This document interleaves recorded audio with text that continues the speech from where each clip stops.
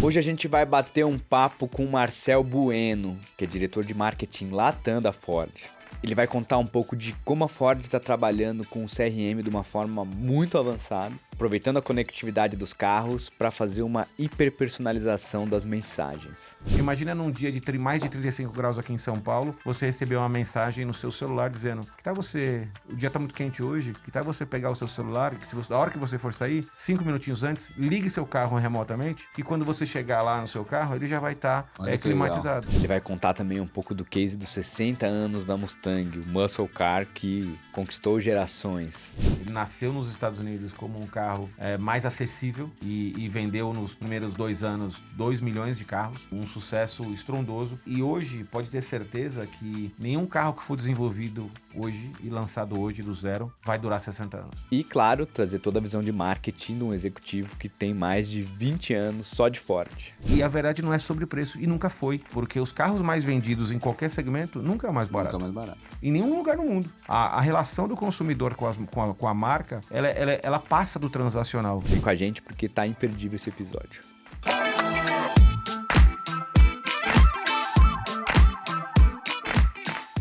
Sejam muito bem-vindos a mais um episódio do Marketing with a Twist, um podcast que entrevista grandes lideranças de marketing. Eu sou Mauro Palacios, o host do podcast e CEO da agência Twist. E hoje eu tô aqui com o Marcel Bueno, que é diretor de marketing da Ford e vai dar uma aula aqui sobre o setor automotivo pra gente. São 20 anos de Ford, onde a gente vai falar bastante sobre conectividade, vai falar muito sobre personalização, vai falar muito sobre construção de marca, né? Ford é uma das marcas mais bem construídas aí do mundo, né? Não vou nem falar do mundo automotivo, mas do mundo das marcas.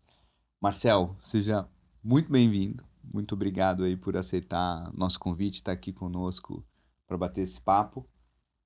Queria pedir para você começar se apresentando, trazer um pouquinho aí dessa sua trajetória aí, desses 20 anos aí de uma forma resumida, para situar aí quem está nos ouvindo e ainda não te conhece. Boa, Mauro. Primeiro, obrigado. Acho que é um prazer a gente poder falar sobre o tema, falar sobre marketing, falar sobre estratégia, falar sobre como a gente, no dia a dia, como profissional de marketing, lida com as situações e cria uma verdadeira estratégia de implementação, seja de marca, seja de ativação, seja de influência, seja de como a gente constrói uma relação com o consumidor. Então esse é um tema que é super amplo e eu acho que vai ter uma conversa super descontraída. Bom, pessoal, um prazer estar aqui. Meu nome é Marcel Bueno, eu sou o diretor de marketing da Ford América do Sul. E eu tenho 20 anos, né, a carreira na indústria automotiva, 20 anos de carreira na indústria automotiva, onde tive a oportunidade de passar por diversas posições dentro da Ford, dentro da empresa, posições comerciais, posições de vendas, posições de planejamentos estratégicos, posições de marketing de produto, marketing de varejo. Tive o prazer também de iniciar uma era de conectividade dos veículos, então a implementação de uma experiência e do controle do carro através do celular. Então eu fui um dos responsáveis de trazer isso aqui para a América do Sul. E tenho, nos últimos 5 anos, nos últimos 4 anos e meio, assumi a posição de diretor de marketing com uma missão muito grande de posicionar a marca de uma maneira diferente, que esteja alinhada com um novo modelo de negócio para a Ford aqui na região. E a gente tem conseguido construir uma marca que tem atraído muitos novos consumidores, pessoas que não olhavam para a Ford, e a gente agora está ainda numa jornada muito longa, porque eu sempre falo para todo mundo, construção de marca leva tempo, precisa de consistência, direção clara, e isso ao longo do tempo vai se provando e vai se construindo. Cara, muito legal. Eu queria começar nesse ponto mesmo da marca, né? A gente tem aquela coisa do lifestyle Ford, né? Que é uma coisa que é muito bem construída aí para vocês. Que é uma coisa no mundo todo aí, né? Ford, que é uma das montadoras mais antigas, se não a mais antiga, né? Foi a primeira Ford? É uma das mais antigas, né? Nós somos centenários, aí estamos com 122 anos de história. Anos. Então tem toda a história do Fordismo, do Henry Ford, nosso fundador, e da industrialização da linha de produção, da criação de linha de produção de veículos, e isso obviamente mudou a vida das pessoas no mundo, mudou a vida do americano. O americano médio, ele tinha na sua vida aí um raio de circulação na casa de 25 milhas, e quando chega o carro, você abre um mundo diferente, porque é um carro com mais acessível, mais em produção em série. Então isso foi uma transformação não só industrial, mas também no comportamento e na vida das pessoas. Mudou os hábitos do ser humano no mundo inteiro, né? E quando a gente fala do posicionamento de marca, né? De uma marca tão antiga, o que mudou, né, ao longo desses anos, de como a Ford se posicionava lá atrás, e aí tô falando lá atrás mesmo, do começo ali, de 100 anos atrás, para já um posicionamento um pouco mais recente ali, vai, anos 90, anos 2000, e a Ford de hoje, né? Como é que tá essa evolução do posicionamento da Ford? Não, legal. Acho que quando a gente fala globalmente, a Ford tem uma missão, um propósito de tornar a vida das pessoas melhor, tornar a vida das pessoas melhor na forma como elas se movem, na forma como ela interagem no seu dia a dia, e como a gente, com os nossos produtos e relação de marca, pode tornar essa vida mais fácil. É mais sobre a mobilidade do que só, propriamente dito, um produto ou um veículo no dia a dia. Então, esse é um trabalho muito forte e tem essa herança histórica, né? A Ford sempre muito, muito forte em picapes, em veículos aí de trabalho, veículos versáteis. Tem uma história muito bonita também sobre veículos esportivos. Imaginem, a gente tem um Mustang, que o ano passado completou 60 anos, Que a gente vai falar desse que a case gente aqui vai falar também. sobre isso. Imagina, um carro que representou muito sobre uma cultura, sobre um estilo de vida por muito tempo. E isso é uma das essências dentro da marca, como ela se posiciona. A gente tem um legado muito grande com provas de competição e de corridas. Então, Uhum. o histórico Le Mans nos anos 60, enfim, que traz muito isso do DNA da forma como a gente construiu um posicionamento de uma marca que trabalhava muito em tecnologia, desempenho e, enfim, no suprassumo do que é mais atrativo numa indústria automobilística, que são as provas de performance. E a gente vem, realmente, é uma marca que tem uma ampla cobertura, e hoje nos Estados Unidos, na Europa, no mundo, a gente tem uma visibilidade e um posicionamento muito claro. Quando a gente olha para a América do Sul, a gente tem características diferentes de mercado. Legal. Quando a gente olha especialmente para o Brasil, o Brasil é um mercado que ele tem muita concentração de carros pequenos, e sempre teve. Então, os carros menores, porque o carro aqui custa muito caro. Sim. Então, para as pessoas poderem ter carros e a gente ter uma Todo mundo frota. queria ter uma F-250 aqui, né? A É mais, isso, né? né? E a gente queria ter carro grande, queria ter carro com motorzão, carro potente, mas a verdade é que a nossa infraestrutura e nosso ambiente socioeconômico faz com que a segmentação da indústria seja muito diferente do que a gente vê nos Estados Unidos, na Europa, em mercados que são mais maduros. Isso é muito mais. A gente parece muito mais com mercados mais emergentes, que também passam por esse mesmo processo de evolução da indústria. Começa muito grande com os carros pequenos, a indústria vai evoluindo e essa segmentação vai aumentando com novos produtos. Acho que a gente tem uma vantagem que, com essa globalização de portfólio, ajuda a trazer tecnologia, ajuda a evolução de como a indústria conhece novos produtos, novas tecnologias, e vai conseguindo evoluir dentro do que a indústria automotiva pode oferecer. E quando a gente olha para esse mercado, a Ford aqui no Brasil sempre trabalhou no segmento mainstream para todo mundo, e Uhum. majoritariamente era para carros pequenos. Então a gente tem uma história centenária, né? Por mais de 100 anos produzindo veículos aqui no Brasil. É a segunda fábrica fora dos Estados Unidos que foi implementada, foi no Brasil. A primeira Ah, foi não na sabia Argentina. disso, que legal. Então, é uma fábrica que a gente tem até hoje na Argentina, que produz a nossa picape Ranger. Então, quando a gente olha para esse mercado e a gente globalmente toma uma decisão de negócio de competir nas picapes, nos SUVs, nos veículos comerciais e nos veículos icônicos, que a gente chama, que é Bronco, Mustang, Raptor, são carros mais especiais como marca. A gente vê a característica do nosso mercado, que carros pequenos passam a não fazer mais parte do nosso portfólio. Então, isso tem um impacto muito grande para como a gente opera o negócio na região, na América do Sul e nos mercados emergentes, que são muito dependentes aí do veículo pequeno. Então, a partir desse momento, a gente teve uma missão muito grande de trazer um reposicionamento de marca, porque eu precisava falar com uma audiência diferente, Sim. porque o portfólio é diferente. Aquele cliente que a gente continua muito próximo e cuidando muito do cliente de cá, de EcoSport, dos outros produtos, porque a gente continua com uma ampla rede de concessionários, oferecendo serviço, oferecendo peças. A gente vê, inclusive, esses carros ganhando valor de mercado, porque como usado, valorizado, porque como não tem mais o novo e é um bom produto e tem um nível de qualidade muito alto, durabilidade, as pessoas valorizam ao longo do tempo. Mas a gente começou a atrair pessoas novas, porque hoje o portfólio da Ford ele está concentrado exatamente como globalmente, veículos, as picapes é o nosso carro-chefe aqui na região e no mercado brasileiro, SUVs, veículos comerciais e também os icônicos aí como Mustang. Você sabe que a EcoSport foi o meu primeiro carro, né? Eu tenho uma história aí com a Ford também. E me fala um pouco dessa coisa do lifestyle Ford, né? Que eu acho que é legal de trazer, né? O que que é o consumidor da Ford, aquele cara que é fã da marca mesmo, como esse cara enxerga a marca e como vocês fizeram, né, ao longo dos anos para fazer, construir esse tipo de olhar aí no Não, consumidor. legal. A gente, nesse propósito de tornar a vida das pessoas melhor e ligado à mobilidade, a gente escolheu um território de se tornar uma marca de ação. Uma marca que ela seja representada pelo estilo de vida das pessoas que se conectam com a nossa marca.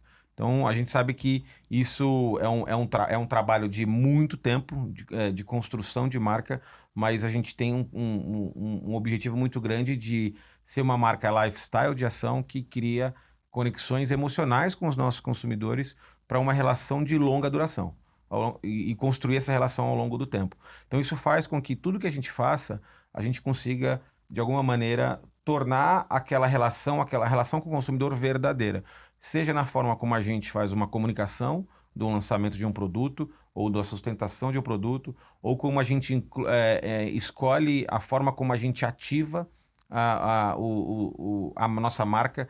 E se você olhar para as ativações da Ford hoje, são ativações de experiência, para as pessoas andarem nos carros, experimentarem os carros no off-road, ter uma experiência diferente do que somente visitar um concessionário e fazer um test drive Sim. no quarteirão, Como é que eu vou como era o treinar um tradicional. 4x4 andando na. É isso. E esse trabalho, ele é um trabalho que ele muda a forma como a gente faz tudo, inclusive os nossos concessionários. Imaginem que tradicionalmente as marcas mais mainstream transacionais é assim, pessoal, vem pro final de semana que você vai ter uma oferta, tem a melhor condição, a melhor taxa, vou pagar bem no seu usado, vem aqui que nós não vamos perder negócio. Então, vem aqui porque eu tenho uma coisa boa para você, uma coisa boa transacional, uma Uhum. coisa que vai chamar um público que vai se conectar com a sua marca e vai, obviamente, vender só pelo preço, só pela condição comercial. E isso não gera conexão e empatia com a marca.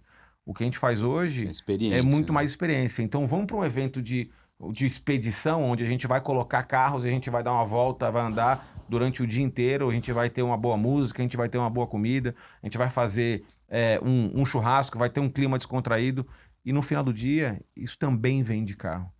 Porque o cliente ele se sente pertencente àquele ambiente e a verdade não é sobre preço, e nunca foi. Porque os carros mais vendidos em qualquer segmento nunca é o mais Nunca barato. mais barato. Em nenhum lugar no mundo. E isso é a mesma. Isso acontece também em outros segmentos da indústria. Então, a relação do consumidor com a marca, ela passa do transacional. O transacional consegue ganhar escala rápido, consegue atrair muita gente, mas não consegue reter, não consegue fazer com que esse cliente seja fidelizado ao longo do tempo. Isso é na indústria automotiva e em outras indústrias que a gente tem por aí. Então é por isso que a gente tem esse posicionamento muito forte de criar essa conexão verdadeira e atrair esse consumidor para a marca. Isso é muito legal e vem muito de encontro com muitos bate-papos que a gente tem aqui, né? Quando você traz que não é somente na indústria automotiva, isso é muito real. E na comunicação, de certa forma, é muito parecido também, né? Aquele marketing que está olhando ali para fazer só fundo de funil, eu quero fazer campanha de venda, venda, venda, conversão, conversão, conversão. performance, performance, performance, e não tá trabalhando lá um topo de funil, uma percepção de marca, experiência, É isso. é, fazendo com que de fato se crie uma relação, né, do consumidor com aquela marca, talvez esse cara até consiga um resultado de curto prazo, né? Mas no longo prazo, difícil de construir esse relacionamento, essa percepção, né? E imagina que no dia seguinte que entrar um novo competidor que seja mais competitivo e eficiente na Sim, transação, sim, o negócio dele não é sólido. sim. A marca dele não é sólida. Então, eu sempre falo que a gente tem que sempre tomar cuidado e cuidar muito daquele cliente que confiou no seu produto, confiou na sua promessa de marca, e você manter ele fazendo serviço, tendo uma boa experiência e retendo esse cliente ao longo do tempo, porque se eu tiver que conquistar um cliente novo todo dia, independente do segmento, e não tratar, não cuidar bem dele, ou ele não entregar aquilo que eu prometi, ou ele não ter uma boa experiência com o produto ou com o serviço que eu ofereço, certamente em algum momento eu vou ter que conquistar alguém que eu já decepcionei. Sim. E conquistar alguém que você já decepcionou é muito mais difícil Opa, do que conquistar um cliente que não te conhece. Né? Se ele não teve uma experiência com você, talvez ele acredite pelo transacional. Mas aquele cliente que já te deixou e você, nesse processo de conquistar a transação, você vai ter que encontrar um cara que você já decepcionou e falar: Poxa, eu mudei. Vem aqui comigo de novo, vai custar muito mais caro. cara, e é difícil, hein? Eu vou falar, me colocando como consumidor aqui, e vou dar até um exemplo, lógico que eu não vou citar aqui a marca, né? Não é a Ford, mas o meu carro atual era um carro que era quase um sonho de consumo, assim, que eu falei, pô, eu quero ter um carro dessa marca aqui, porque era uma marca que eu admirava, e tinha um- cara, mas foi uma decepção, uma decepção. Falei assim, cara, que me senti quase que tapeado, né? E pode ter certeza que vai ser muito difícil eu adquirir, provavelmente nunca mais vou adquirir um carro dessa marca, porque eu tinha toda uma ideia de uma construção, do branding até daquela Uhum. marca, de ser uma coisa, e na prática não entregou, né? Não entregou. Não, e isso gera uma frustração muito Frustração grande. E, total. obviamente, você deve contar isso para muita gente. Sim, sim. Opa! Porque, né, a Depois, gente, depois no bastidor eu te falo a, a aqui, gente, porque a gente a até. gente não tá aqui pra queimar É ninguém, isso né? aí, Mas tá depois do certo? bastidor eu até te conto. Porque no final das contas é isso. A má experiência ela é contada muitas vezes. Sim. A boa experiência ela aparece como referência diversas vezes, mas a má experiência é todo dia e contado para muita gente. Que é a história do NPS, por isso que é tão importante ali você não ter detratores, né? É isso. Porque o detrator é pesado ali, né? Mas enfim, me identifiquei aqui com o discurso porque. E fora aquela velha máxima, né? De que é muito mais barato você fidelizar um cliente do que conquistar um novo cliente, Sem né? dúvida. Isso aí é uma estatística aí conhecida do mercado. E nessa linha aí, falando de fidelização, né, de CRM, como é que vocês fazem aí na Ford para pegar esse cara que já é o consumidor e manter esse cara aí, tratando ele com todo carinho que o consumidor merece? Boa, acho que essa é uma excelente pergunta, porque a característica da indústria automotiva, ela é muito diferente de uma indústria de bens de consumo, onde você tem frequência. Então, quando você tem marcas que conseguem dar frequência de consumo, você tem sempre um motivo por que falar com aquele cliente, com aquele Sim, consumidor. Imagina esses grandes canais de varejo, como Amazon, como Mercado Livre, como outros, eles sempre têm um motivo para você comprar alguma coisa deles, para conversar com você alguma coisa. E quando a gente olha na experiência de um cliente de um carro novo, ele compra o carro e ele só vai ter o contato com aquela marca depois de 10 mil, 12 mil quilômetros ou um ano para fazer uma manutenção preventiva no carro sim. dele. Se ele não tiver nenhum problema, enfim, que eventual que possa acontecer, ele só vai ter esse contato com a marca depois de um ano. Imagina. E se Eu, tiver o contato antes é porque teve é um porque teve problema, algum né? problema. Então E era melhor que nem temos que tivesse cuidar tido. bem, porque às vezes o que acontece, pode Acontece, claro, acontecer, com e a certeza. gente tem que cuidar bem nessa jornada. Mas na maioria das vezes, esse contato é muito espaçado. Hoje, o público, o mercado brasileiro, o cliente, ele troca o carro a cada 3,6 anos. Então, imagine que um ciclo de compra até a fidelização e recompra lá na frente são, em média, 3,6 anos. E nesse período, ele vai fazer 3, 4 revisões no carro dele. Então, são 4 pontos de contato ao longo do tempo que são muito pouco.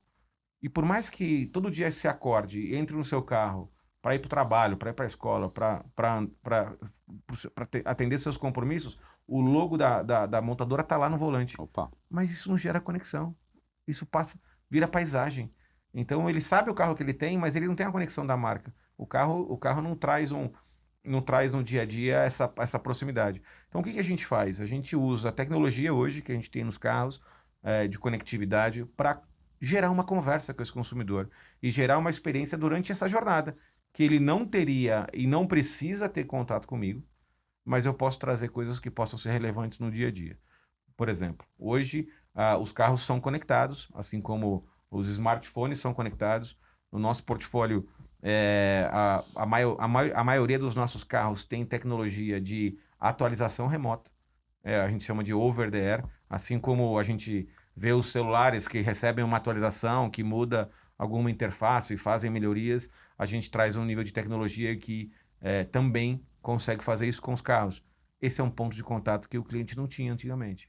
Onde a gente vai falar, olha, deixa eu melhorar a sua experiência como você conecta o seu CarPlay, o seu Android Auto na tela do seu carro, e que você vai ver que isso vai ficar mais moderno, mais harmonioso, mais fácil, mais rápida a conexão. Poxa, esse é um ponto de contato que o cliente fala, obrigado por cuidar disso e vir falar comigo e me contar sobre isso, e fazer isso remotamente.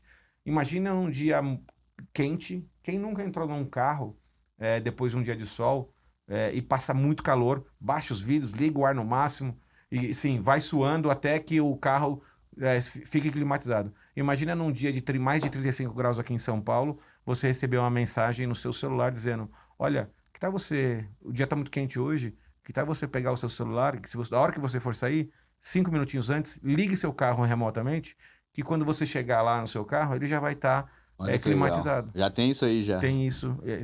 É uma forma que hoje a gente tem de se conectar com o consumidor de maneira relevante.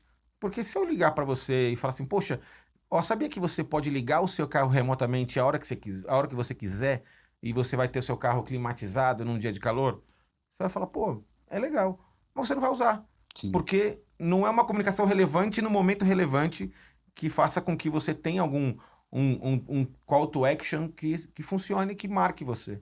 Agora, se a gente dentro de um contexto faz isso de maneira personalizada, isso faz com que, a Ford está pensando em mim, no meu bem-estar, porque, cara, entrar num carro quente, ninguém merece. Cara, que legal. Então hoje vocês conseguem, do ponto de vista de comunicação de device aí, ter esse nível de personalização. Sim, esse nível de personalização, e vou dar outro exemplo, a gente sabe a quilometragem do carro, né?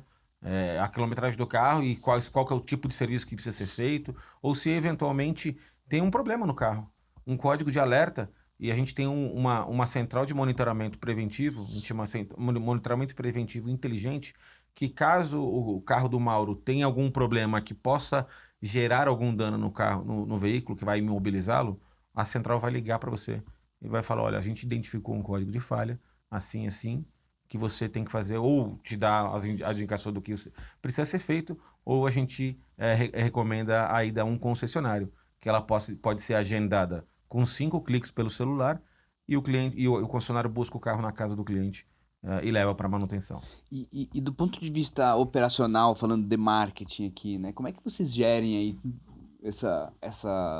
todo esse sistema de CRM aí? Vocês devem ter uma grande régua ali de situações e inputs para cada situação, né? Me conta um pouco disso. É isso mesmo. Para inspirar o pessoal aí que às vezes está estruturando alguma coisa de CRM, não com esse nível, né? Porque nem todo mundo tem o device, né? O dado é importante, né? Eu acho que o fundamento do CRM e da forma como a gente constrói as jornadas, ele depende muito de como você estrutura o dado. A qualidade dos dados, a forma como ele é estruturado e como você consegue montar as jornadas que façam sentido e sejam relevantes para o consumidor. Então, o nosso grande trabalho inicial foi olhar para dentro de casa e falar, poxa, imagina, nós somos uma empresa centenária. Empresas grandes, empresas de muitos anos, têm sistemas legados. A gente vai construindo as coisas, a gente não nasceu como uma empresa de tecnologia que você já nasce integrado. Que é um desafio parecido com o dos bancos, né? Todo mundo fala, Exatamente. por que o app do banco é tão engessado assim? E daí tem uma fintech lá, que é uma empresa que nem tem dinheiro consegue fazer. Porque o banco tem um legadão Tem um pendurado ali que é legado, então, difícil, né? pedaços das informações ficam em cada seu sistema, em cada um dos seus sistemas que foram sendo criados ao longo do tempo. Então a E que estão aí gente rodando, e né? vai mudando e vai evoluindo. Então quando a gente consegue olhar para criar um data lake de dados que una, faça a integração com esses sistemas legados e traz de uma maneira estruturada e organizada, isso nos habilita a começar a entender o consumidor, começar a entender o perfil de cada um deles, para que a gente possa segmentar direito, para que a gente possa criar a jornada que realmente cause algum efeito. Hoje a gente usa a plataforma da Salesforce, então a gente tem as 3 nuvens automotivas aí da Salesforce, que tem o Sales Cloud, que ele coordena toda a parte de transação, de leads, de interesse, de remarketing, de acompanhamento, desde aquele cliente que se mostrou interessado até o fechamento da venda. Uhum. A gente tem a parte de Service Cloud, que é todo o contato que o cliente tiver comigo em qualquer ponto do tempo, a gente tem essa relação de como eu garanto que esse cliente está fazendo bem o serviço, as mensagens estão chegando, eu vou lembrar ele do dia que ele tem que fazer um serviço, vou ajudar ele a agendar um serviço no nosso concessionário, e a gente usa o Marketing Cloud como uma ferramenta de comunicação com o cliente. Hoje a gente tem uma visão 360 do cliente.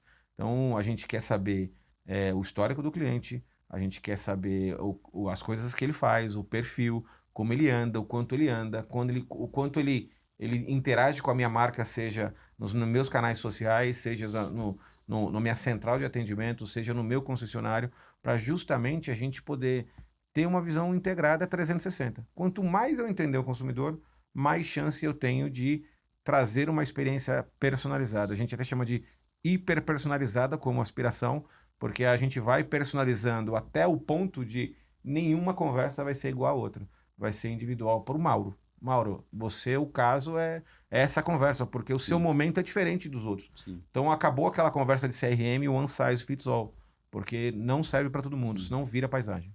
Não, e que é o que grande parte das empresas está fazendo ainda, né? A gente teve um bate-papo muito legal aqui com a diretora de marketing da Plano e Plano, e que eles também estão muito avançados no CRM lá, e foi um papo muito sobre isso. E eu falei para ela, né, trazendo um pouco do mercado imobiliário, eu falei assim, cara, eu já comprei imóvel, as pessoas têm minha base, têm meu perfil de consumo, né? Só que ficam me mandando um monte de oferta de apartamento que não tem nada a ver comigo. Eu sou um cara casado, com 2 filhos, cachorro, né? Uhum. E aí eu fico recebendo oferta de apartamento de 20 metros quadrados. Venha morar perto do metrô, né? Tenho 2 carros, carro grande. Uhum. Venha morar perto do metrô. Cara, não é pra mim, né? E acho que boa parte das empresas aí, dos marketings, dos departamentos de marketing das empresas, estão desperdiçando essa chance de ter uma mensagem mais personalizada, mais conectada. Porque muitas vezes tem o dado, às vezes não tem o dado, né? E aí é um pouco mais difícil. Mas você pega uma empresa que já tem aí um grande volume de dados, pô, tem que tratar esses dados e tem que trabalhar. Então, muito legal É o que vocês isso. estão fazendo. E vocês devem ter uma equipe grande de dados lá para ficar entendendo tudo isso e criando essas mensagens, né? Então, poxa, muito, muito legal, muito inspirador, né? Espero que quem esteja nos ouvindo aí possa virar um clique de, pô, preciso usar melhor aí os dados que eu Não, tenho. e no final, e mesmo que a gente tenha, esse é um processo que assim leva bastante tempo e a gente aprende todo dia como a gente pode melhorar o dado. Então, recentemente a gente fez um Data Cloud Refactoring, que era, a gente descobriu que tinha um dado que ele não conseguia trazer a frequência, e a gente perdia uma jornada lá no meio do caminho. Opa, vamos abastecer esse lugar, e esse data lake, e vão continuar evoluindo ele para ele continuar dando essa experiência. As marcas hoje, as ações de marketing, muitas vezes, elas acontecem para que a gente marque alguns pontos dentro das empresas, das organizações. É sempre aquela briga do time de vendas com o time de marketing. Se eu não estou vendendo é porque você não está me trazendo aquela quantidade de É o leads. clássico, Ah, né? se eu estou trazendo quantidade de leads, mas você não está convertendo porque você está perdendo na sua qualificação na hora de fazer o relacionamento, e as marcas ficam pescando em mar aberto o tempo inteiro, ao invés de criar uma estratégia que, poxa, se o Mauro, eu não tenho todos os dados do Mauro, mas eu tenho a segmentação da indústria que eu conhece os hábitos de consumo do Mauro. Não sabe o nome do Mauro, pessoa física, mas sabe que aquele é um perfil Sim, sim. que conecta ou não conecta com Hoje o aquela dado tá aí, comunicação. não é tão difícil de conseguir, Né? né? Porque Mesmo quem não não. existe você ter a conveniência que a gente tem hoje sem que as pessoas conheçam esses dados. Obviamente que tudo dentro do LGPD, muito sério. A gente trata isso dentro da Ford de uma maneira muito séria, porque a gente tem que respeitar a privacidade dos nossos clientes e a gente consistentemente relembra ao cliente que o veículo dele é conectado e Sim. ele fala assim, puto, legal, ok. E tem todos os Porque aceites, vale a né? pena ser conectado Claro. porque eu te dou em troca uma conveniência que você nunca teve ou não teria sem a conectividade. É muito bom, muito bom. E como é que, na linha, saindo um pouco do trabalhar o cara que já tá dentro do seu ecossistema, né? Você falou um pouco ali até da relação do marketing e vendas, que a gente vê isso aqui todos os dias, muito debatido aqui também no podcast.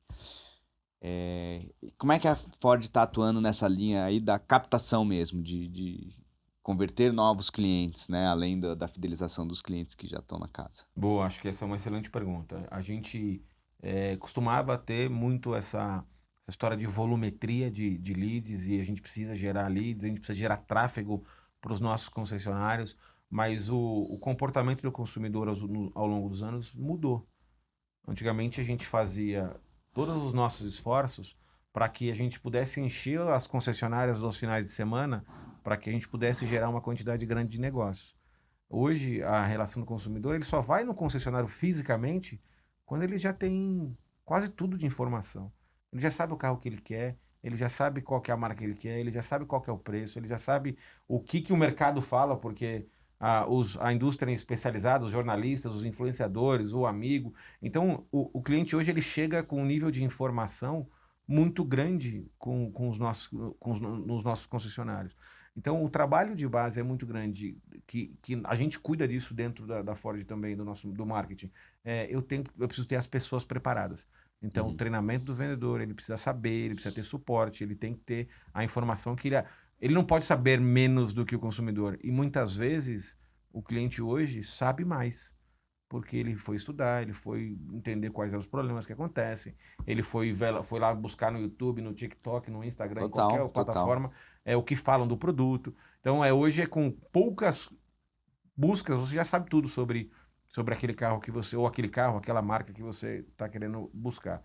E a gente tem hoje construído muito mais uma relação de trazer um lead que seja mais qualificado e passe por uma jornada maior dentro dos nossos canais, do nosso site, das nossas páginas. E tem, obviamente, o lead mais transacionado, o famoso lead ad, que é aquele cliente que está interessado e ele vai Que entra lá. e vai entrar, pô, é como se entrar na loja, eu preciso atendê-lo. Sim. Então a gente tem um trabalho muito forte de atender todos os clientes em até 30 minutos, onde um concessionário vai entrar em contato com esse consumidor. E a gente tem um trabalho muito grande de acompanhar o comportamento desse cliente ao longo do tempo. Então a gente fez um trabalho também de dados e de inteligência, de integração da nossa plataforma do Salesforce com o CRM de cada um dos concessionários. Que legal. Porque a conversa. Que é muito comum também não não conversar. existe. É isso. Você tem lá a marca fazendo uma coisa, mas aí bate, Aí vem o né? concessionário e Isso é fala muito no comum em outro. franquia, né? O negócio de franquia. É Você isso. vê assim, não, os caras estão fazendo baita trabalho, mas daí bate no. E aí o cliente vê a marca. Sim, Ele não consegue separar exatamente. quem é a Ford e quem é o concessionário da Ford. É uma coisa só, é tudo a Ford. Então a gente tem um trabalho grande de fazer essa integração. Por quê? Porque a gente precisa saber como está sendo a conversa, independente do ponto de contato do Que cliente. legal. Se ele entrou fisicamente numa loja e não foi um lead criado pela montadora, pela Ford, mas ele entrou dentro do sistema de CRM do concessionário, porque ele começou uma negociação ou um interesse de compra, a gente tem a informação. E o que a gente faz com isso? A gente usa uma estratégia de remarketing porque em vez de eu ficar pescando em mar aberto todo dia, e tentar conquistar um cliente que nem olhou para mim, eu nem sei se ele está Vamos interessado, olhar pro cara que já sinalizou, né? vamos conversar com esse cara, Sim, vamos continuar entregando total. para ele coisas que a marca pode tornar relevante, seja a forma como a gente ativa a marca, as experiências de serviço que ele pode ter, as experiências personalizadas, ou falar mais sobre o produto. Aí eu trago o consideration, né, o meio do funil de volta para ele, mesmo ele já tendo sido um cara já no final do funil, não convertido ainda, para a gente continuar essa conversa, porque a gente tem hoje dentro dos nossos dados que um lead na sua maioria, ele se converte em até 45 dias na compra de um carro, mas tem cliente que compra com 4, 5 meses. Então, se eu não acompanho essa conversa, Sim, eu quebro essa proximidade. exato. Eu não vou desistir do cara, É né? É isso. muito comum isso acontecer. Eu achei tudo isso muito interessante que você trouxe, mas eu queria destacar um ponto aqui. Que você falou do atendimento em até meia hora, que eu acho isso sensacional também, né? E vou falar, eu vou trazer uma dor minha como agência aqui, né? A gente faz muita campanha de geração de leads. E muitas vezes a gente, puta, gera o lead, mau trabalho, né? Reduzindo CPC, reduzindo CPL. é, E aí entra naquela no embate que você falou, né? Não estamos vendendo aqui, vocês, né? O lead que vocês estão mandando.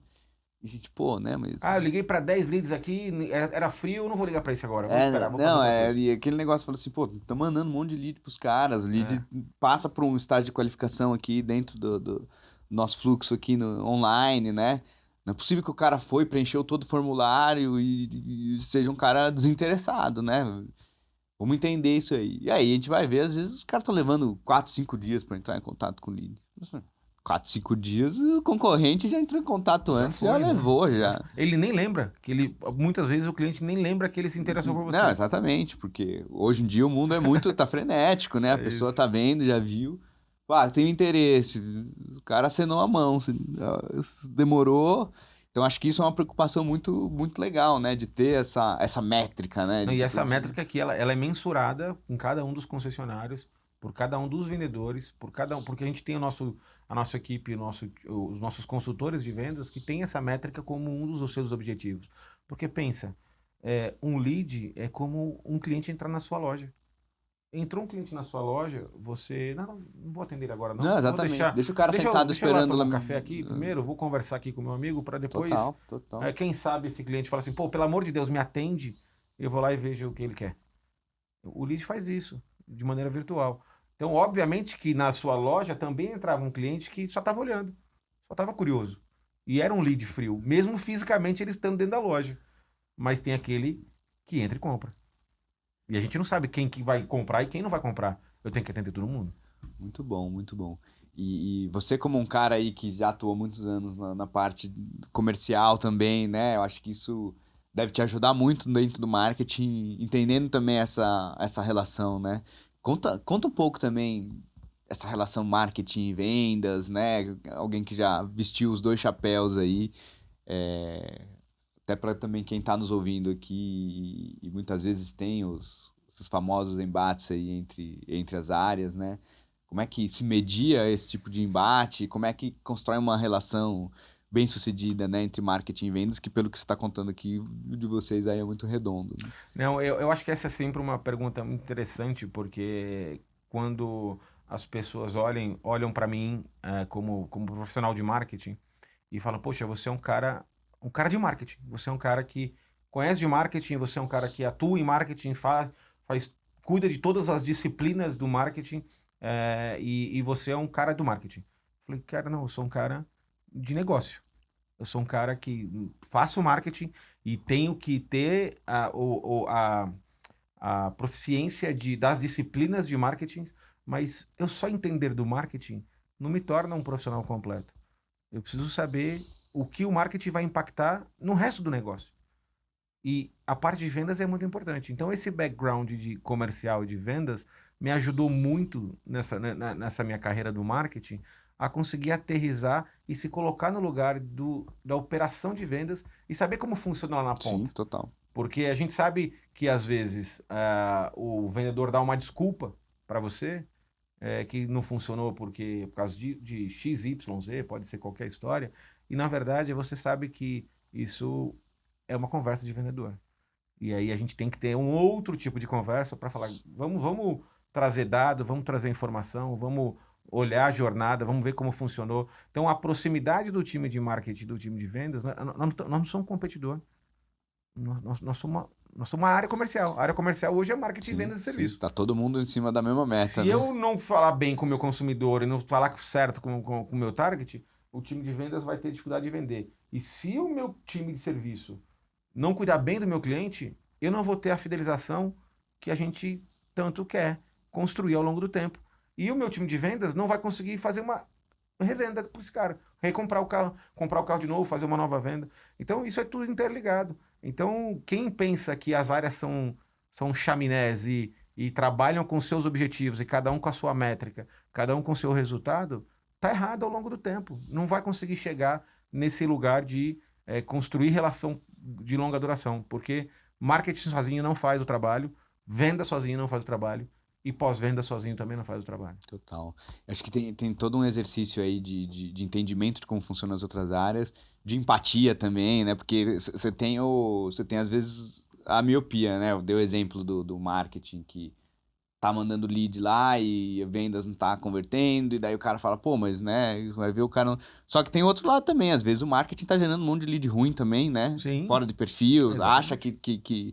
ah, beleza, tem lead lá, um caminhão de lead, mas é tudo gente que às vezes não tem poder aquisitivo para comprar, tá fora do perfil, deveria, né, deveria tá mirando outro tipo de público para um outro produto, né?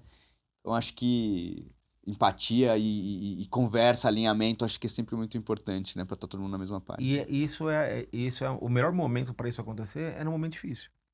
Porque quando Sim, tá sim. fácil, quando tá Conversas difíceis vendendo, é que quando, elevam o quando, nível da quando tá coisa. tudo vendendo, Total. tudo funcionando, isso mascara buracos que a operação possa ter de processos, buracos que a operação possa ter de ineficiência. Então, é nesse momento realmente mais difícil de crise que é super relevante essa integração. São as oportunidades de melhorar ali os processos e É melhorar isso. o sistema. Muito bom. Você falou do meio do funil ali e dessa toda essa etapa de consideração, que, ao meu ver, é uma das etapas mais importantes, ainda mais nos dias de hoje, porque as pessoas têm ferramentas para ajudarem elas a tomarem a decisão, né? Eu imagino que você vai comprar um carro lá nos anos 90, né? Ah, eu ia lá sei lá, tinha lá uma revista Quatro Rodas, eu tinha a opinião do meu primo que entende de carro, era alguns dos poucos modelos que tinha na rua que eu achava mais bonito, e era isso aí. Hoje em dia é o que você falou, o cara, 2 cliques de distância, tem lá review de YouTube de todos os modelos de todos os carros. Eu, quando comprei meu último carro, os meus últimos todos, cara, eu assisti pelo menos uns 20 reviews de cada um dos modelos que eu tava interessado, pra Isso. entender como é que era, o que tinha de bom, de ruim, o que funcionava, o que não funcionava. Então, eu acho que essa etapa de consideração dentro de uma compra que é uma compra grande, né, quando a gente fala de um carro, né, para Claro. muitos dos brasileiros, talvez é a maior compra que o cara vai fazer na vida, né? Às vezes o cara não está falando de imóvel e carro aí como são os grandes bens aí, né, A gente trata o carro no mercado brasileiro como um patrimônio, Sim, total. né? Então, você, como uma decisão importante de um valor tão alto, você quer sempre tomar com muito cuidado. Então, é muito diferente de mercados mais maduros, onde as pessoas compram um carro e entendem que aquele carro vai depreciar porque aquele custo é o custo do uso daquele bem. E quando a gente olha para mercados emergentes e mercados como o Brasil, isso não é uma verdade. Ele é um patrimônio Sim. que a pessoa trabalhou muito, ralou muito para poder É conseguir a comprar. conquista, É uma né? conquista, é isso. E aí dentro dessa linha, né, entendendo que não é uma decisão, claro que a gente tem uma série de fatores emocionais na decisão, isso não tem dúvida, mas você tem muito fator racional na decisão também, é diferente de eu comprar um produto aí de um baixo valor, que às vezes eu vi uma coisa, não pensei muito, Tá tudo bem você se arrepender, porque exatamente, vou lá e compro. Como é que vocês têm trabalhado esse meio de funil? Principalmente, né? E aí eu sei que vocês têm feito muito trabalho de marketing de influência, né? E que acho que ajuda muito, né, nessa decisão. Como que vocês têm trabalhado dentro dessa etapa aí da consideração, do convencimento, para mostrar que realmente o produto de vocês é diferenciado dentro dessa pessoa que está se Legal. decidindo? Você trouxe um exemplo de uma experiência sua pessoal quando você foi comprar um carro e olhar reviews de diversas pessoas para justamente construir o seu pensamento sobre aquilo, enfim, ou te convencer ou fortalecer as coisas que você já acredita. A gente trabalha muito forte com earned media, com o time de imprensa, Uhum. com os jornalistas, com os influenciadores do mundo automotivo, que não são necessariamente influenciadores da Ford, não são.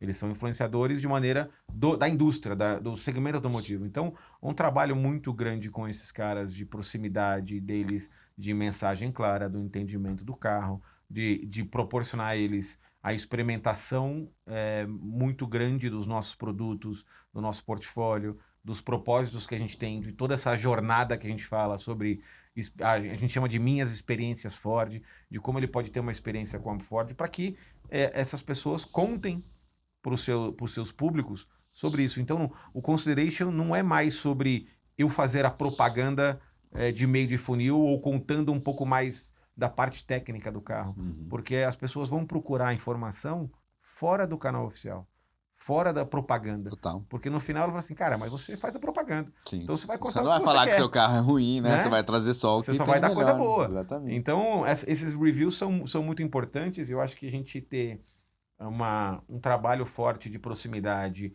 e tornar o trabalho desses influenciadores, desses jornalistas automotivos mais fácil e com bastante conteúdo, nos ajuda. Foi-se o tempo em que o SEO era a coisa mais importante que as pessoas iam procurar e você tinha que ter lá no Search Engine a coisa, a coisa no seu site, as palavras, a forma como você estrutura as suas informações para você entregar aquilo para o seu consumidor. Imagina hoje que o comportamento é diferente. Nós temos um monte de influenciador, mas agora nós temos AI, que o cara pergunta para a AI. E a Sim. AI que vai buscar informação sobre tudo que ele ouve, em todo que lugar, sobre tudo que existe, para contar para aquele consumidor. Sim. Então, a gente está passando um processo de evolução de como é que a gente consegue fazer com que a nossa narrativa, que é a narrativa que a gente quer que chegue no consumidor, esteja dentro desse lugar, que é muito amplo. E é muito diferente do que era há 5 anos, há 3 anos atrás. Né? E fica cada vez mais difícil Cada fazer vez mais marketing, né? difícil. Muita coisa para controlar, Porque né? imagina, é uma narrativa descentralizada. É uma narrativa que é o mercado que conta. E as pessoas vão buscar informação não mais nos buscadores mais comuns, vão buscar informação em outros lugares. Vão buscar informação no AI, vão buscar informação em outra plataforma de rede social.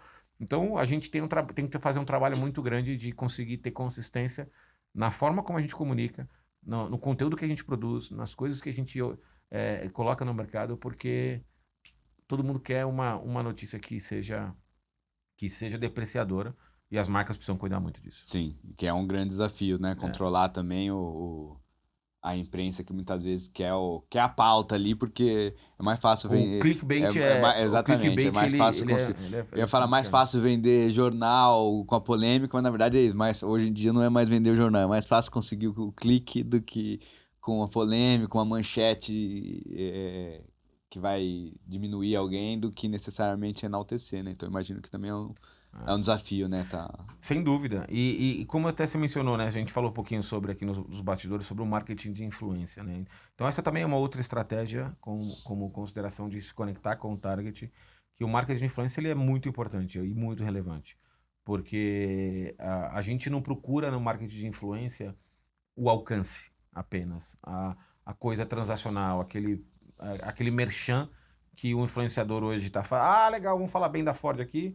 Amanhã eu vou falar bem de outra marca, amanhã, depois de amanhã eu vou falar bem de outra marca, e fica aquela coisa rasa de relação. Sim, Porque no final das contas, o nosso time de influência, o que eu quero é que ele tenha um perfil que se conecte com o estilo de vida do meu consumidor, do meu target. Para ele falar, poxa, essa marca combina comigo, porque o meu estilo de vida é similar ao estilo de vida daquele influenciador. Ou eu me espelho naquele influenciador. Então, isso traz um nível de verdade. Então, hoje, quem faz parte desse time dentro da Ford não pode ser uma relação fria de compra de alcance. Então, a gente tem que ter uma relação verdadeira com a marca. Por exemplo, a gente tem diversos influenciadores dentro do nosso squad. Um deles é o Ítalo Ferreira, campeão mundial de surf, medalhista olímpico, enfim.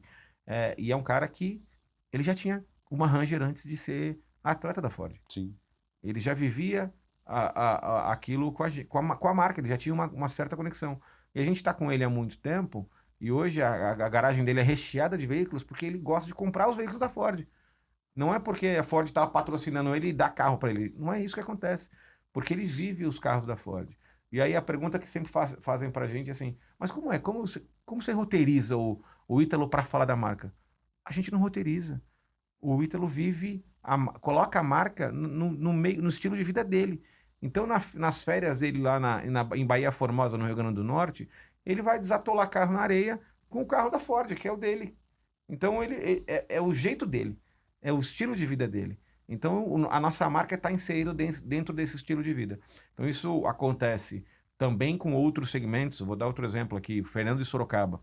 É a dupla de cantores sertanejos que tem uma plataforma de churrasco que também se conecta com o nosso público, com o perfil do nosso cliente, que é a plataforma chamada Churrasco on Fire, onde eles fazem uma experimentação tem muito churrasco, comida de chefes, enfim, muito interessante, com show, com entretenimento muito grande. E aí a gente tem eles como nossos embaixadores, se conectando com churrasco, com agro, música sertaneja. E adivinha, ele já tinha carro da Ford antes de ter a conversa. Então ele já tinha carros que nem a gente nem vende aqui no mercado brasileiro, por importação Sim, independente lá sim. dos Estados Unidos. E Os ele já tinha grandões os mesmo. grandões mesmo. E aí ele já andava de carro da Ford. Então essa relação com a marca ela é verdadeira. Então eu não preciso falar, ô, Sorocaba, Fernando, vocês precisam fazer aqui um roteiro. Ele já faz, porque ele vive aquilo. Isso é muito bom. E como é que vocês fazem mapeamento desses caras, né? Porque também é um, é um desafio encontrar, né, a pessoa que já está dentro desse lifestyle, já é um, um consumidor da marca, já vive essa experiência Ford aí. Como é que é o processo para fazer isso, para achar as pessoas certas, né? Porque eu acho que um grande desafio já é um desafio, né? Quando a gente fala de marketing de influência, encontrar bons influenciadores que estejam com os valores alinhados com a marca, né? Que não sejam que a gente rode aí um background check e o cara também não Não tá gere envolvido em polêmica. polêmica, uma coisa que vai se associar, porque é sempre um grande risco se associar a marca com uma pessoa que tá ali e pode fazer merda, né? A gente sabe que acontece, né? Junto com isso, a gente ainda tem achar, além de todos esses filtros aí, achar o cara que ainda esteja conectado com a marca, né? Vocês têm algum tipo de metodologia, de processo para conseguir fazer isso? Não tem uma receita perfeita para isso. Obviamente que tem casos que a gente já vê que a coisa funciona logo do começo e a gente começa uma relação e começa a fazer uma proximidade muito grande. Mas tem muitos casos que, primeiro, a gente olha território, afinidade com o nosso target e qual que é o nível de penetração. A penetração é o menos relevante porque Uhum. não é sobre o alcance, é sobre trazer a realidade Sim. de afinidade com aquele target, com aquele segmento de atividade. E a gente faz muito de teste. Então a gente começa assim, cara, nós vamos começar uma relação de marca. Eu vou te emprestar um carro no final de semana. Você vai fazer uma viagem? Eu vou te emprestar um carro para você fazer uma viagem. Sem que você seja inicialmente um atleta da Ford, um influenciador da Ford, para entender se a marca combina com você, se você combina com a marca. Então tem um trabalho que a gente faz isso às vezes por 1, 2 anos com alguns influenciadores até eles se tornarem um representante oficial dentro do nosso Que squad. legal. Porque acho que a gente é construção de relação. Do mesmo jeito que a gente quer construir uma relação verdadeira com o consumidor, com a marca, a gente também quer construir uma relação verdadeira com qualquer pessoa que a gente ative. Total, total. Porque senão vai ser, de novo, merchan. E não vai ser sobre quem paga mais. Eu não vou entrar nessa disputa nunca de que eu tenho que pagar mais para você ser meu influenciador do que outra marca tá pagando. Não serve para mim. Cara, isso é muito legal e vai muito de encontro com o que você falou da coisa transacional, né? Porque eu acho que muita gente trabalha marketing e influência de uma forma transacional, né? Sim. Ah, beleza, esse cara às vezes nem tem nada a ver, eu pago pra ele, ele vai lá, faz uma publi e ele tem um monte de gente aí na audiência dele, as pessoas vão se impactar. Só que é isso, quão efetivo isso é, né? Quanta verdade tem, né, nessa mensagem. Porque Isso. o consumidor não é bobo, né? Eu acho que, para mim, um grande erro do marqueteiro é achar que o consumidor é bobo e qualquer coisa que se publicizar, o consumidor vai engolir, né? O consumidor fala, tá bom, né? Que a gente gosta de brincar da história do Monange com a Xuxa, né? Quem que achava que realmente a Xuxa usava Monange? Não que não tenha sido uma estratégia muito boa, que de fato colocou a Monange aí no mapa como uma grande marca, né? Não desmerecendo ali uma estratégia. Mas que não tinha verdade ali, não tinha, né? As pessoas podiam até falar, bom, conhecia a Monange porque, né, via propaganda lá da Xuxa, mas ninguém achava que ela efetivamente usava a marca, né? Então, eu acho isso muito legal, porque vem muito de encontro com a minha forma de pensar, coisas que a gente também busca quando a gente faz aqui na agência, discussões que a gente tem com clientes. Às vezes, fala, cara, esse cara aqui tem milhões de seguidores, beleza, mas não interessa, isso aqui Esse, não conversa é com o seu isso. público, né? Você sabe que esse é um dos maiores perigos, né? Porque a gente sempre fala sobre alcance. Sim, A gente foi criado entendendo que do impacto de uma TV aberta, sim, né? De sim, sim. como um tiro de canhão poderia funcionar para qualquer coisa, para lançar uma marca, para construir uma marca, Massa, para né? aumentar Massificar a vendas, mensagem. para realmente todo mundo saber daquela mensagem.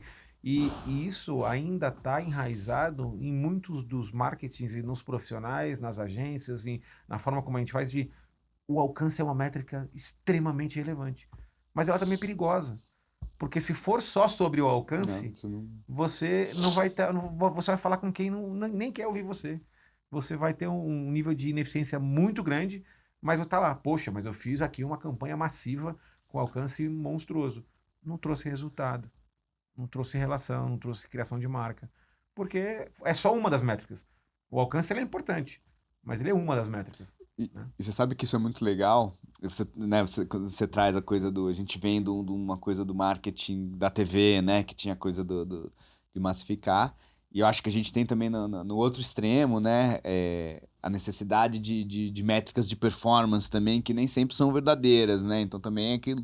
Eu preciso reduzir CPC, preciso que o clique fique cada vez mais barato, né? Uhum. E muitas vezes tem que falar assim, cara, não necessariamente. Porque às vezes o clique barato é o lead ruim. Eu Às li vezes eu ruim. preciso do clique caro, lead caro, que é o lead que vai converter lá na ponta, né?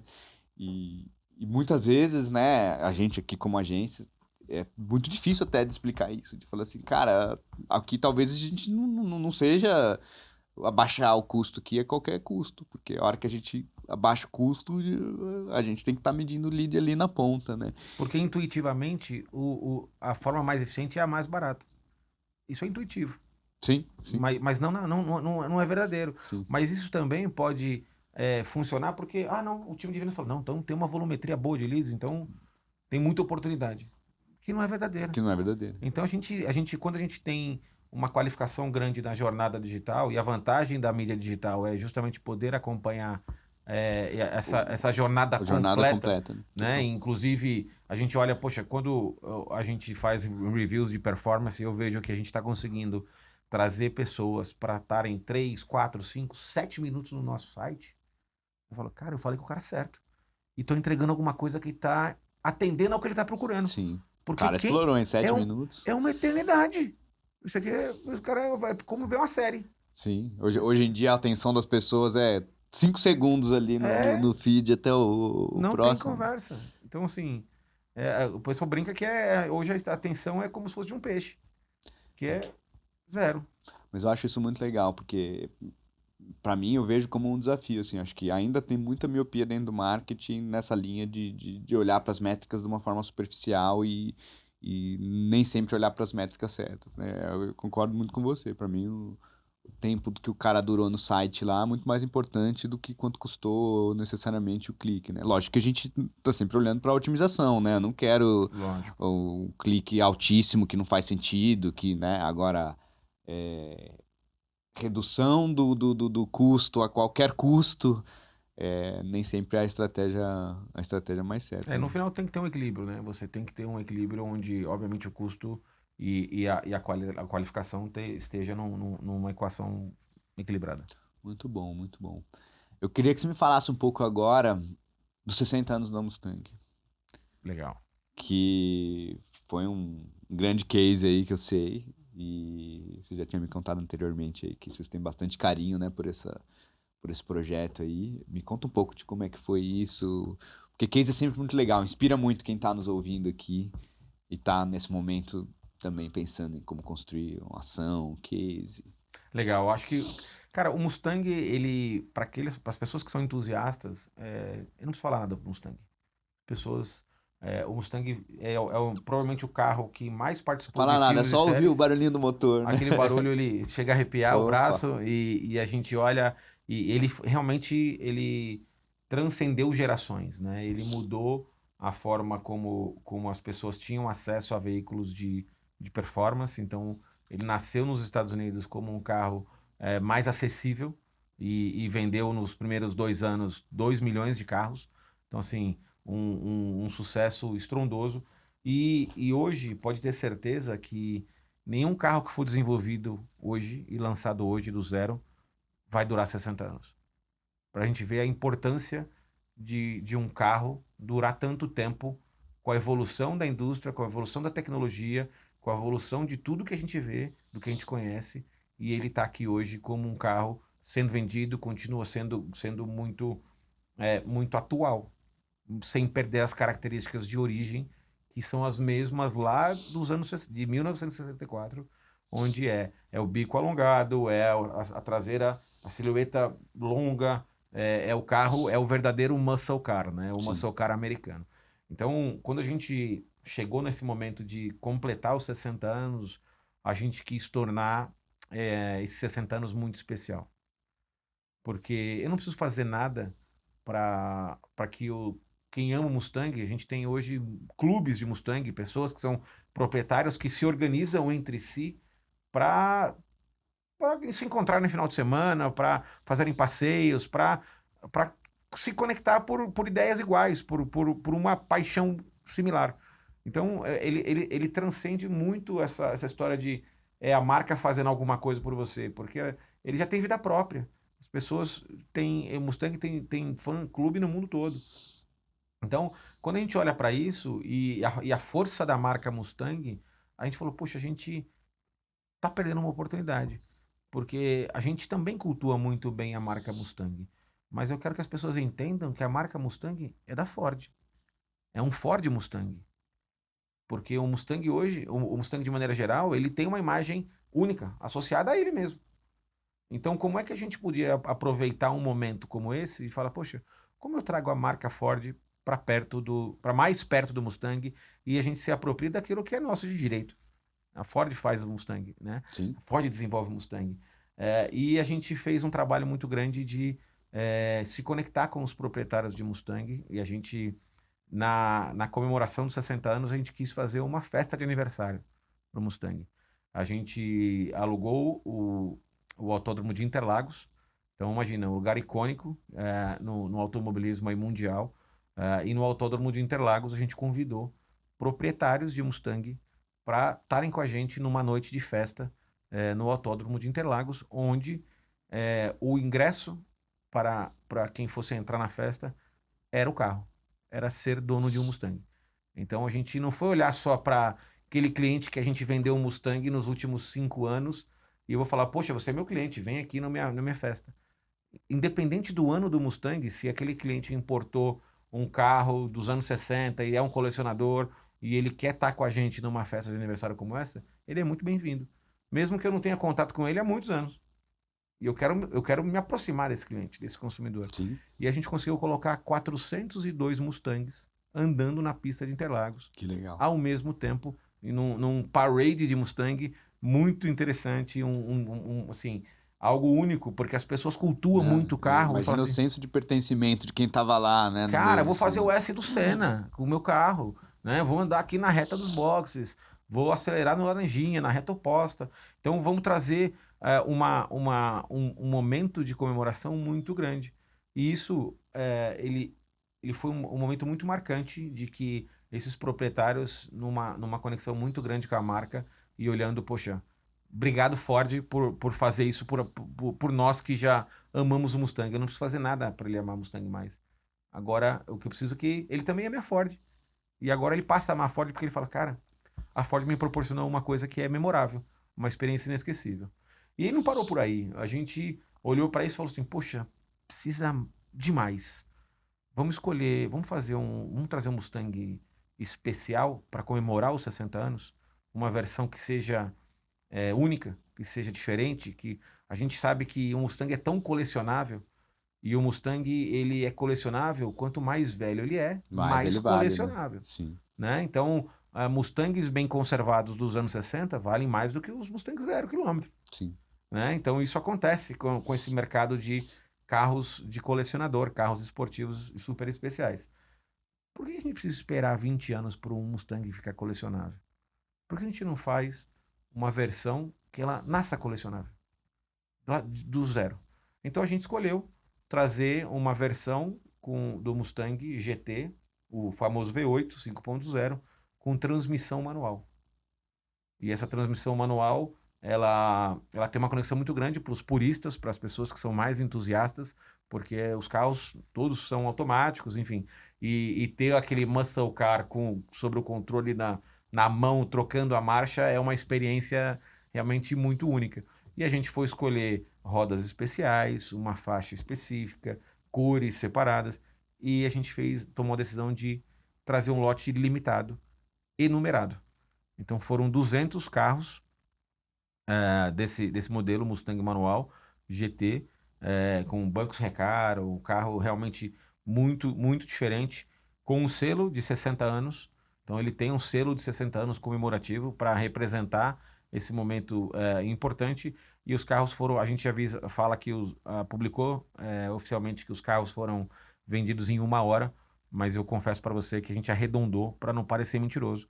A gente vendeu em 20 minutos. Cara, Assim, um carro que realmente tocou no coração daquelas pessoas que se conectavam com o carro, e a gente fez de uma maneira também diferente. Quem podia comprar esse carro? Os proprietários de Mustang.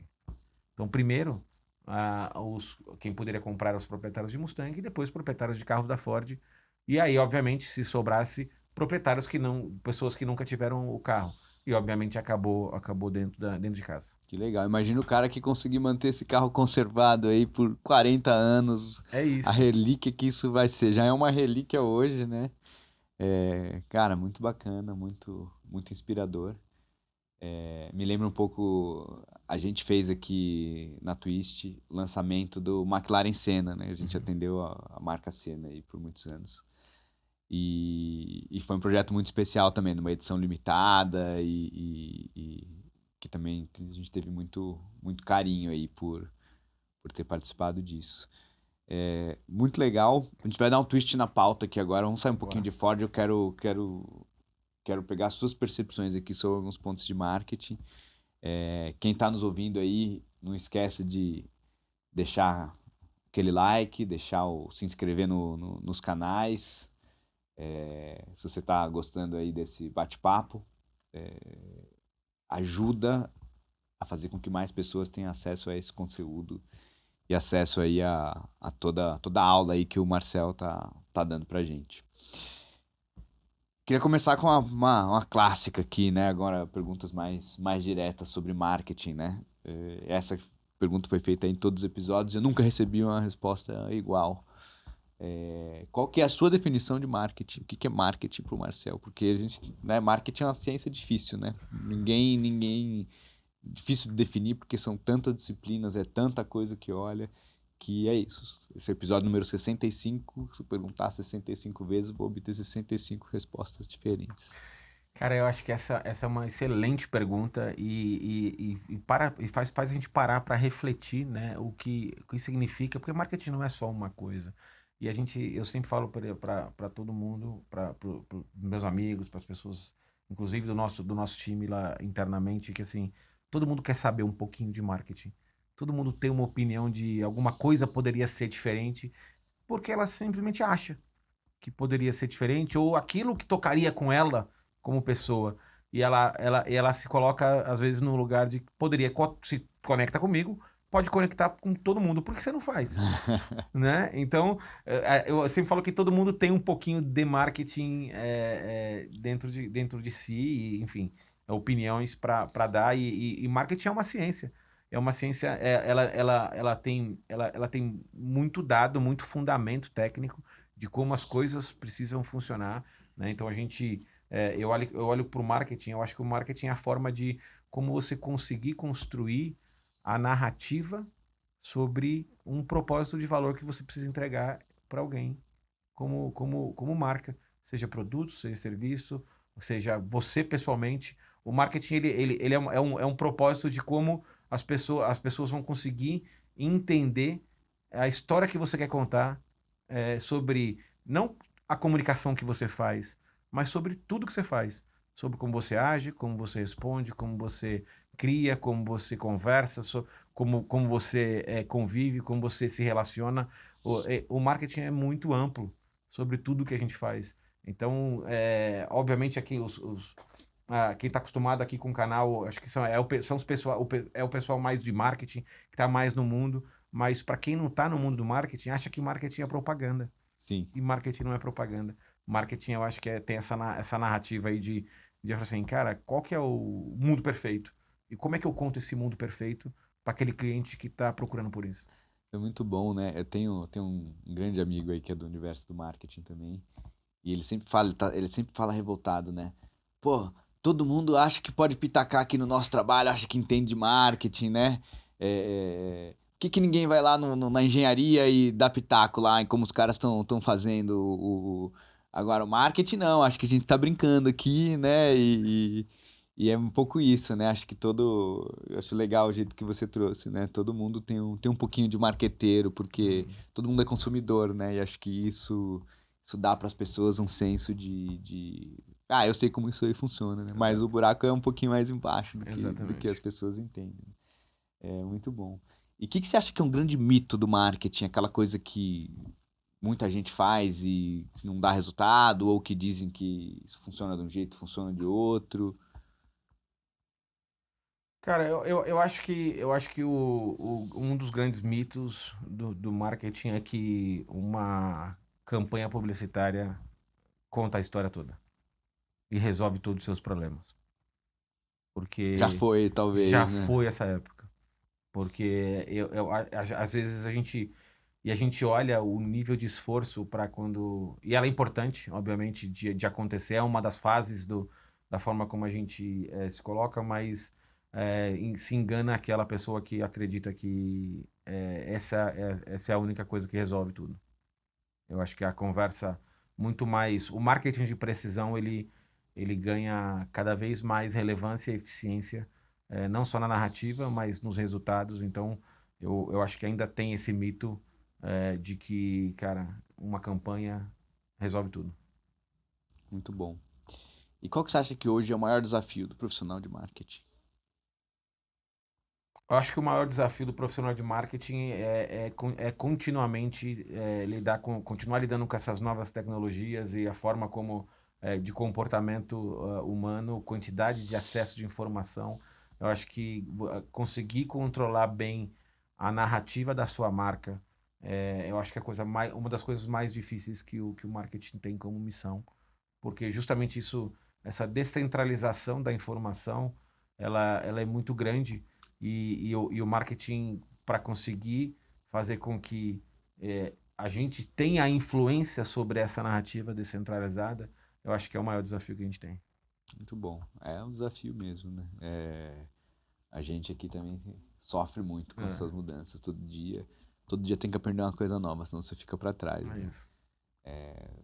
Mesmo, né, você falou tô lembrando que você falou uma das falas aí sobre, antes era o SEO, mas agora inteligência artificial busca tudo para você e já é outro rolê já. É, E, e aí a gente está justamente nesse momento aqui de desbravar muito a coisa do search dentro das IAs para que você consiga ser bem indexado dentro da IA, assim como é bem indexado no Google, né? E é um conhecimento de algo que não existia, né? A gente fala de um ano atrás, é isso aí isso. não existia.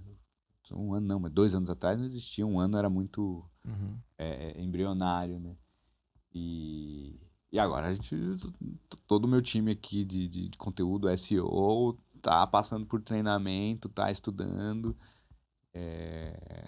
por uma coisa que ontem não existia e hoje a gente precisa se tornar especialista porque já tá rolando e a gente precisa se manter ali na crista da onda, né? Não, e a história que ela entra para ser seu café da manhã, seu almoço, sua janta. Porque se não fizer, vai ficar para trás muito rápido. Você sabe que eu te falei que eu tô insatisfeito aí com. Eu tenho dois carros, né? Um eu amo, o outro eu tô bem insatisfeito, quero trocar. E eu tô nessa busca, e nisso eu usei IA. Falei, É, me compara aí, carro desse perfil, né? Eu quero um carro, 7 lugares, grande pra família.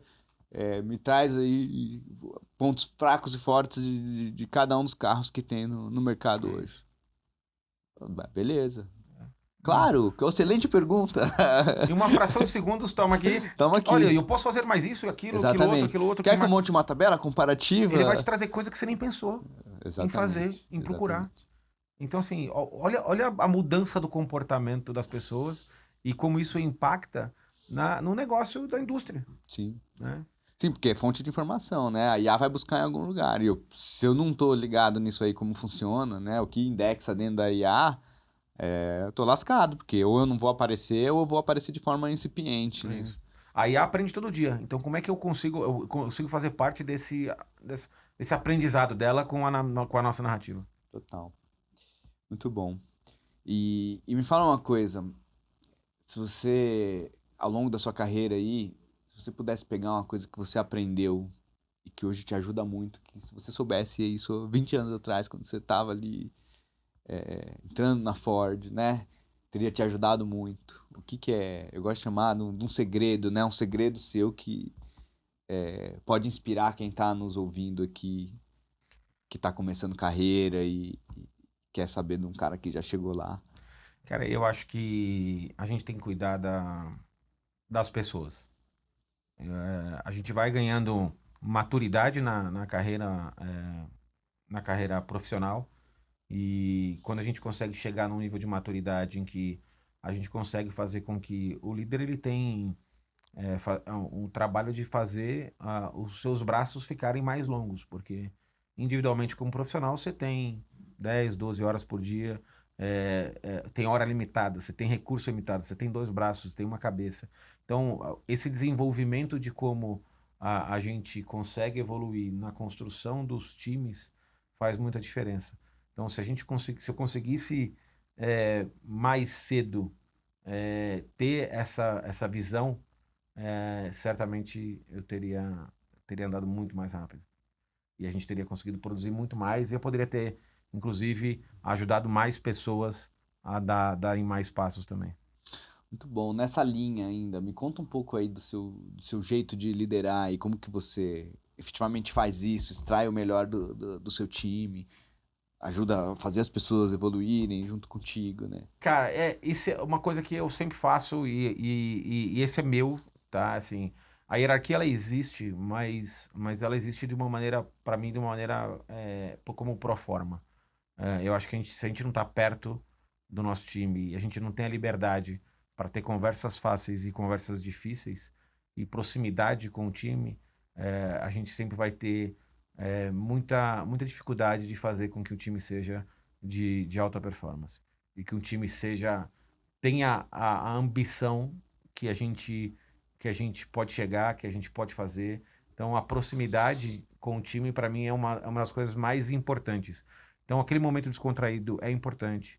O momento do happy hour é importante. A proximidade da porta aberta. Hoje a gente trabalha, e é mais comum, né? Hoje o open space, onde eu sento com todo mundo. Não tem uma sala reservada para mim, e nem quero. Porque tá no dia a dia, muito mais próximo do time faz uma diferença muito grande. E o que eu tenho cada vez mais procurado conseguir trazer pessoas que tenham um perfil que se conecte com a marca e com o nosso target. Isso é muito importante. Porque assim, imaginem, a gente mudou muito o perfil do nosso portfólio e do que a gente oferta. Então os nossos carros não são acessíveis.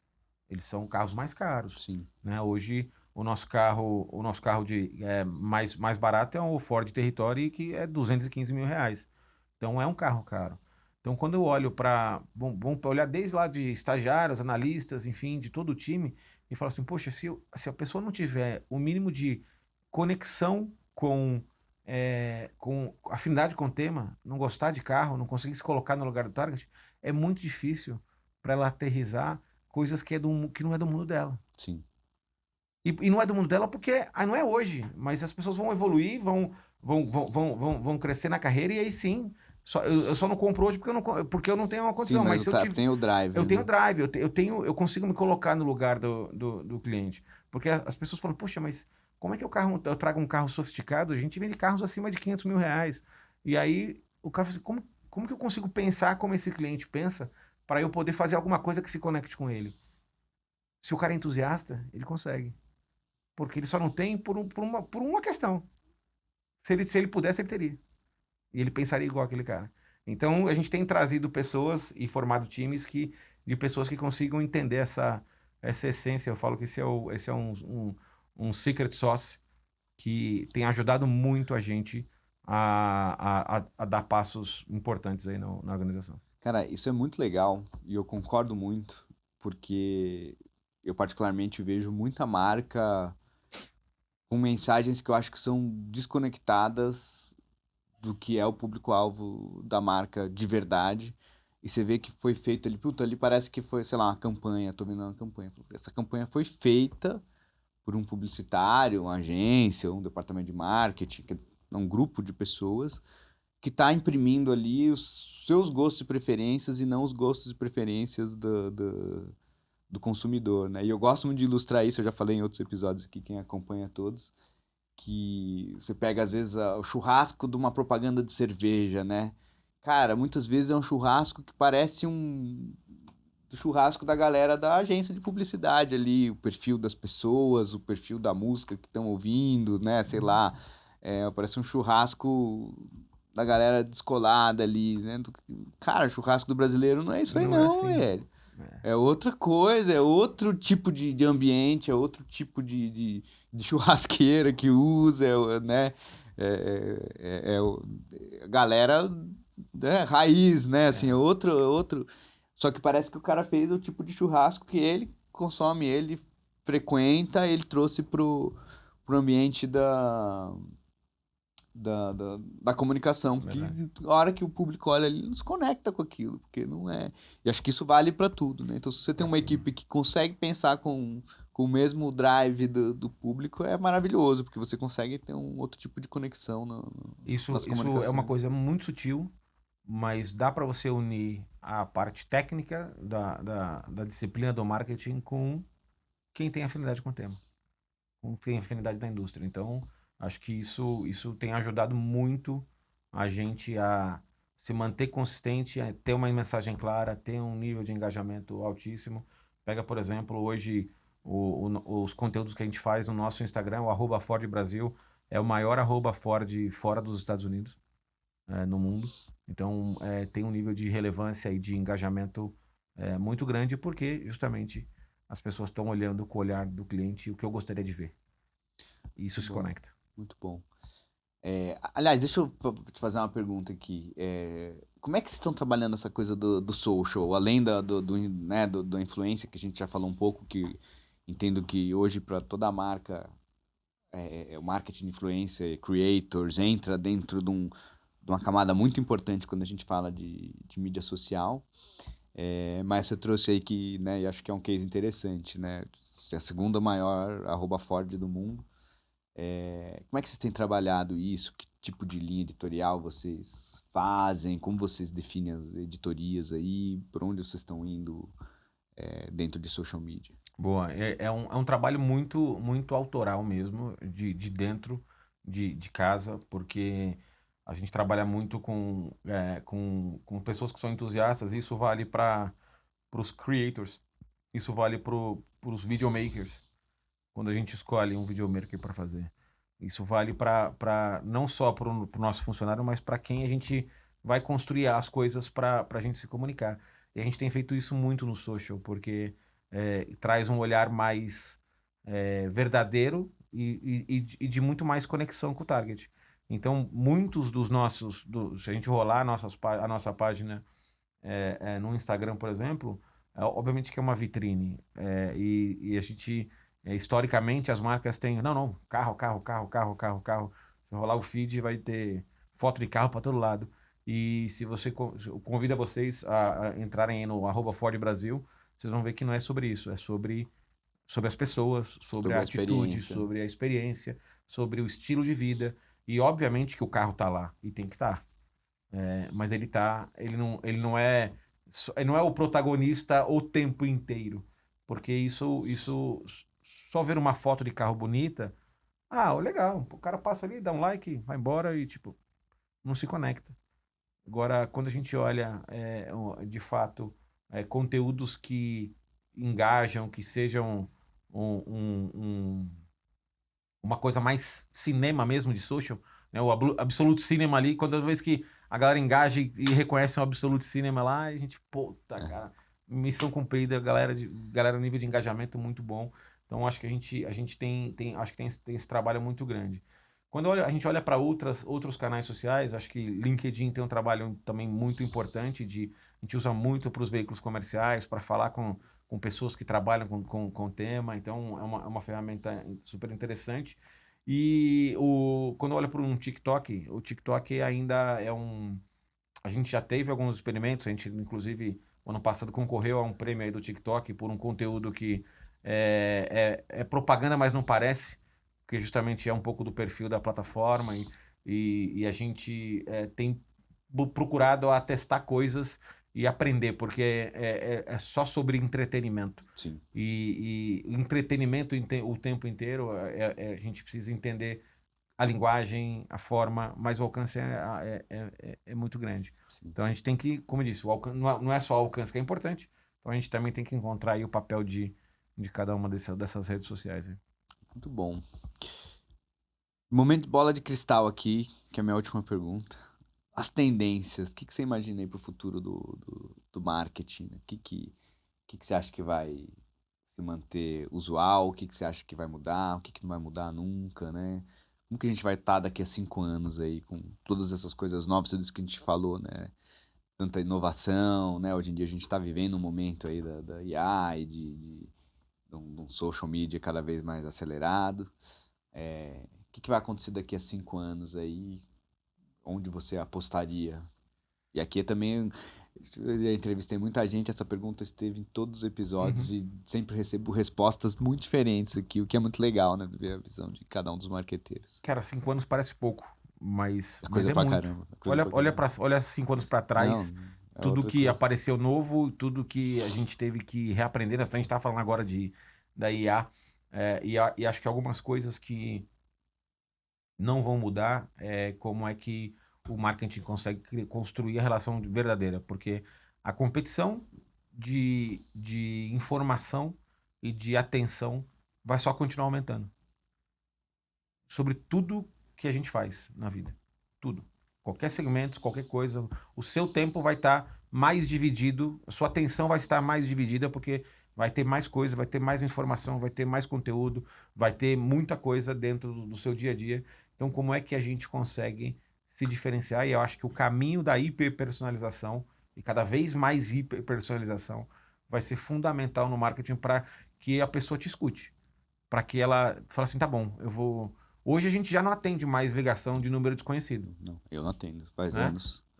Imagina, as pessoas também não vão mais atender ou reconhecer uma comunicação que não se Sim. conecta com ela. A gente tá criando um filtro natural É isso. pra tudo que não é relevante É pra porque a gente é gente. impactado por tanta Sim. coisa que você precisa escolher. Você precisa falar, cara, tá bom, o que que vai me fisgar? O que que eu. Aqui a história do jargão americano de time is money, aqui a gente vai valorizar nosso tempo cada vez mais e a nossa atenção. E eu vou fazer o que eu quiser só. E eu vou olhar só para aquilo que realmente engajar comigo. Então, eu acho que o marketing ele vai ter que evoluir de uma maneira. O Precision vem evoluindo, o Precision Marketing vem evoluindo ao longo dos últimos anos, mas eu acho que daqui para frente ele vai ter que dar um passo que é cada vez mais difícil de avançar. para justamente poder ganhar a atenção daquele cliente. Cara, você sabe que eu tava lendo um artigo esses tempos sobre o marketing no Japão. E é muito interessante, fala por que a publicidade japonesa é tão maluca. Se você vê os filmes no Japão, assim, tudo uma coisa muito doida, nonsense, assim, que pra gente ocidental é até meio chocante muitas vezes. E tem todo um estudo lá do porquê disso, mas é porque lá os caras estão mais avançados, não sei nem se é avançados, se é o termo certo, mas nessa coisa da briga por atenção. Porque lá é aquela coisa você vai na rua lá em Tóquio, é billboard pra tudo que é lado, e os caras já estão, né, muito mais conectados há muito mais tempo. Então é um negócio que é uma briga de atenção tão louca que eles precisam ir num extremo de propaganda, Para publicidade poder chamar a atenção do convencional, cara. para conseguir a atenção da pessoa. A atenção lá é tão disputada, né? É uma coisa tão aglomeração, muita gente, né, por metro quadrado, é muita que precisou ir para um nível de uma coisa de quase insanidade mesmo para conseguir ter a atenção da pessoa, né? Pensando isso, claro, tô falando da publicidade Claro. tradicional, os filmes publicitários. Que é um pouco, se você for pensar, bebe um pouco na fonte do que hoje no Ocidente, que vamos dizer assim, seria a mídia social, que você vê que tem muita gente indo para uma linha nonsense também para conseguir ter essa atenção. Então, quando você me traz isso, me lembrou um pouco a coisa do Japão, né? Acho que a gente tem um grande desafio aí pela E esse frente. é um desafio enorme, né, pro marketing. De conseguir manter a atenção das pessoas. E espero que a gente não precise chegar nessa linha de ter que ficar fazendo coisas completamente nonsense, surrealistas ali. Baixar o Salvador Dali nos marqueteiros, porque eu particularmente não gosto dessa linha, mas é o que funcionou para os caras lá, dado toda essa volume aí de interações e de disputa de atenção das pessoas. Marcel, tem alguma coisa que você queira falar que eu não te perguntei pra gente encerrar aqui? Não, cara, eu acho que a gente teve um papo muito, muito legal aí, falando bastante da indústria automotiva, mas sobre outras coisas de marketing. Então, queria agradecer aí o convite de participar. É realmente um prazer. E aqui é um conteúdo, é uma conversa que a gente poderia ter por horas e continuar Não, essa conversa, porque cara. o tema realmente mexe muito comigo e acho que é uma conversa super interessante. Muito bom. Muito obrigado pela sua participação, por tudo que você trouxe aqui. Tenho certeza que quem está nos ouvindo gostou muito, assim como eu gostei desse bate-papo. Você que ficou até o final aqui com a gente, agradeço demais aí pela audiência. Se ainda não deixou a curtida, o rating no Spotify ou subscribe no YouTube, não esquece aí de dar essa moral pra gente, pra ajudar a fazer com que chegue para mais pessoas esse bate-papo incrível. Valeu, Marcel. Boa, obrigado. Tchau, tchau.